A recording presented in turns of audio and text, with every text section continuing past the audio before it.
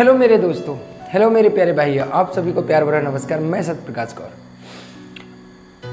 इस दुनिया में न जाने समय समय पर अनेकों चमत्कार होते हुए आए हैं, आश्चर्यजनक चीज़ें घटित होती हुई आई हैं। कभी जो लगता था असंभव है वो संभव दिखता आया है। असंभव जैसे कि कुछ पर्वत को पिघलाना हो, जैसे कि पानी पर चलकर दिखाना हो। असंभव कि जैसे सूरज की रोशनी को कम कर देना हो। असंभव मतलब दिन को रात और रात को दिन कर देना हो। हम एक ऐसी सक्सेस के बारे में आज बात करने वाले हैं जिसके बारे में मैं जितना भी कहूँ उतना कम है, उनके बारे में जितना पढ़ूँ उतना कम है, उनसे जितना सीखूँ उतना कम पड़ता है मेरे लिए। क्योंकि उनसे सीखने के लिए, समझने के लिए, जीवन की राह समझने के लिए मेरी ज़िंदगी कम पड़ सकती है, लेकिन सीखना कम नहीं हो सकता, क्योंकि वो कुछ ऐसा ही कर गए हैं। जी हाँ, मैं बात कर रहा हूँ डॉक्टर B.R. अम्बेडकर, यानी ये भी कह सकते हैं बाबा साहब अम्बेडकर।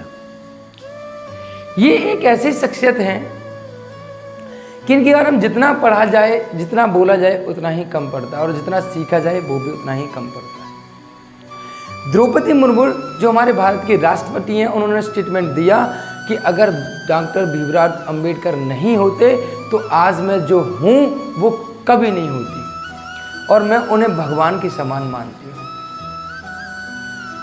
और क्यों ना माने, आज लड़कियों को पढ़ने का अधिकार दिया तो भीमराव अंबेडकर ने।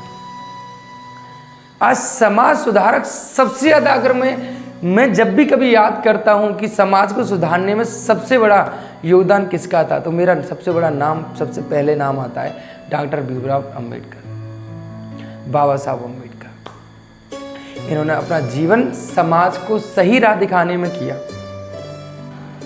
आज हम बाबा साहब अम्बेडकर के बारे में बात क्यों कर रहे हैं? क्योंकि आज स्पेशल दिन है हम सबके लिए, आज प्राउड वाला दिन है, क्योंकि इस दिन 14 अप्रैल 1851 में इनका जन्म हुआ था। बाबा साहब अम्बेडकर के बारे में मैं जितनी बातें करूं उतनी कम है, क्योंकि कमाल इंसान थे जिन्होंने कलम से क्रांति की बात करते ना, कि कलम से क्रांति जो लेके आए थे, जिन्होंने केवल कलम की ताकत को बताया था लोगों को कि कलम की ताकत क्या होती है, वो बाबा साहब अम्बेडकर थे।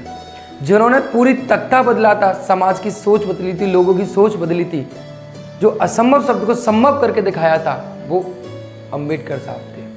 आज लोग उनके बारे में टिप्पणियां करते हैं।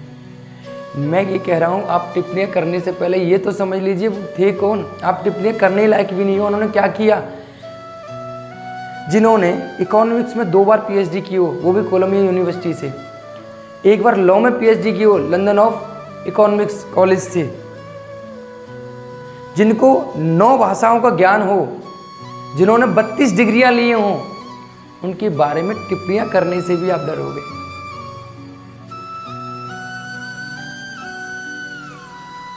नौ भाषाएं, 32 डिग्रियां, इतना सारा ज्ञान होने के बाद आप उनके बारे में टिप्पणियां करने जा रहे हो। सही गलत क्या है? सब अम्बेडकर से मैंने बहुत कुछ सीखा, जैसे कि भविष्य जन्म से नहीं कर्म से पैदा होता है। भविष्य आपका कभी भी जन्म पर निर्भर नहीं करता। आप फुटपाथ पे पैदा हुए हो, आप गरीब घर में पैदा हुए हो, लेकिन आप वैसे मर नहीं सकते। अपने कर्मों से अपना भाग्य लिख सकते हो। आपको पढ़ने का अधिकार नहीं था, लेकिन आप पढ़ सकते हो। आपको लाचारी दबा नहीं सकती, भूख आपको मिटा नहीं सकती। जुनून है अगर कुछ करने का, तो बाबा अम्बेडकर भी आपको बना सकती है। किसमें कहते ना कि अरे पर्वत तू कल जिसकी लाचारी को देखकर हंसता था, आज वो शिखर की चोटी पर बैठा है बैसाखी लेकर। बाबा साहब अम्बेडकर की उन्नति आज आश्चर्यजनक लगती है, अद्भुत लगती है, झूठ लगती है। ऐसा लगता है कुछ काल्पनिक चीजें हैं और काल्पनिक घटना कोई घटित हो चुकी हो, ऐसा कुछ प्रतीत होता है। क्योंकि अपने भाग्य की रेखाएं कोई अपने आत्मबल, आत्मविश्वास, प्रतिभा से कैसे बदल सकता है? जिस इंसान ने अपने आत्मबल और आत्मविश्वास से अपने भाग्य की रेखाएं बदल दी हो तो आश्चर्यजनक तो लगेंगे ही लगेंगे, झूठ तो लगेंगे लगेंगे। एक असंभव शब्द को संभव करके दिखाया। जहां उनको स्कूल की क्लास में बच्चों के बराबर बैठ के नहीं पढ़ाया जाता था, उस समाज में पले बड़े होकर उस चीज की आप कल्पना भी नहीं कर सकते हो, उस जगह से खड़े होकर कुछ करके दिखाना अपने आप में एक आश्चर्यजनक बात है, एक अद्भुत बातें हैं, एक करिश्मा लगता है।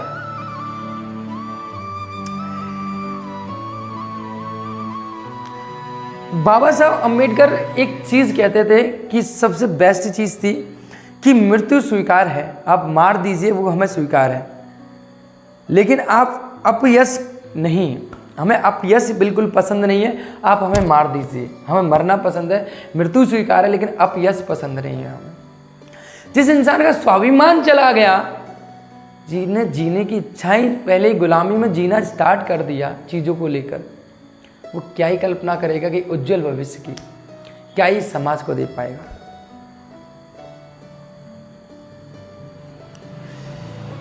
आज कलम की ताकत को लेकर बाबा साहब अम्बेडकर ने वो सब करके दिखाया जो एक लाचार व्यक्ति कभी कर नहीं सकता था।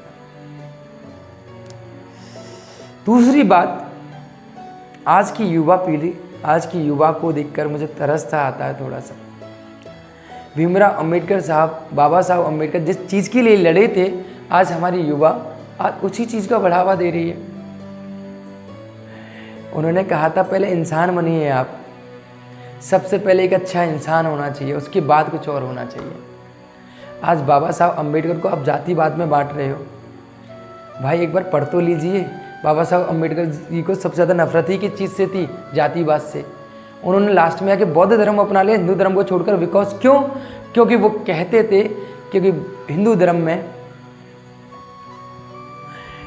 में जो है, आज उन्होंने मरने से पहले बौद्ध धर्म को अपना लिया, हिंदू धर्म को छोड़ते हो, क्योंकि हिंदू धर्म में कास्टी समता, जातिवाद थी। उन्होंने कहा जातिवाद कुछ नहीं होते, कि अच्छा इंसान होना चाहिए, कि व्यक्तिगत अच्छा इंसान होना चाहिए, चरित्र अच्छा होना चाहिए, गुणवान होना चाहिए, अपने लिए ना जिए, वो समाज के लिए, इस दुनिया के लिए जिए, ऐसा इंसान होना चाहिए। तो वो बनो भाई आप। इसी जातिवाद को मतलब पहले पढ़ लीजिए उन्हें। और उस बात पर कबीरदास जी ने कुछ एक दुआ भी कहा है कि जाति ना पूछो साधु की, पूछ लीजिए ज्ञान। जाति ना पूछो साधु की, पूछ लीजिए ज्ञान। मोल करो तलवार का, पड़ी रहने दो म्यान। कि जाति ना पूछो साधु की, पूछ लीजिए ज्ञान। जाति ना पूछो साधु की, पूछ लीजिए ज्ञान। साधु की जाति नहीं पूछी जाती है, कभी जाति मत पूछो, उससे उसका ज्ञान पूछो, ज्ञान कितना है। कि जाति ना पूछो साधु की, पूछ लीजिए ज्ञान। मोल करो तलवार का, पड़ी रहने दो म्यान। तो तलवार का मोल कीजिए।